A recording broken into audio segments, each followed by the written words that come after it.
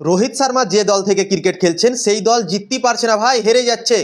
প্রথমে অস্ট্রেলিয়া গেল ভারতের দল এবং জাসপ্রীত বুমরার ক্যাপ্টেন্সিতে ভারতীয় দল অস্ট্রেলিয়ার মাঠে অস্ট্রেলিয়াকে হারিয়ে দিল।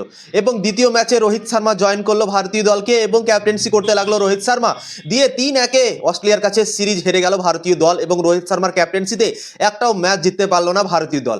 এবার অস্ট্রেলিয়া থেকে ফেরার পর ভারতীয় দলের ক্যাপ্টেন রোহিত শর্মা ঘরোয়া ক্রিকেট খেলতে লেগেছে রঞ্জি ট্রফি।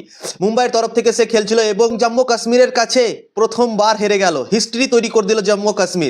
এবং রোহিত শর্মা মুম্বাইয়ের তরফ থেকে খেলছিল। ইন্ডিয়া টিমের পুরো হাফ প্লেয়ার সেই মুম্বাইয়ের দলে খেলছিল। আজিঙ্কে রাহানে, শ্রেয়স আইয়ার, এসএসবি জয়সওয়াল, রোহিত শর্মা সবাই খেলছিল, শার্দুল ঠাকুরও ছিল।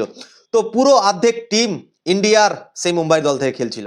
তা সত্ত্বেও জম্মু কাশ্মীর একটা নতুন দল রঞ্জি ট্রফি খেলছে এবং তার কাছে প্রথমবার হেরে গেল মুম্বাই দল এবং হিস্ট্রি তৈরি করে দিল, ইতিহাস তৈরি করে দিল জম্মু কাশ্মীর মুম্বাইকে হারিয়ে। এবং রোহিত শর্মা হেরেই যাচ্ছে, যে টিম থেকে সে ক্রিকেট খেলছে তার দল হেরে যাচ্ছে।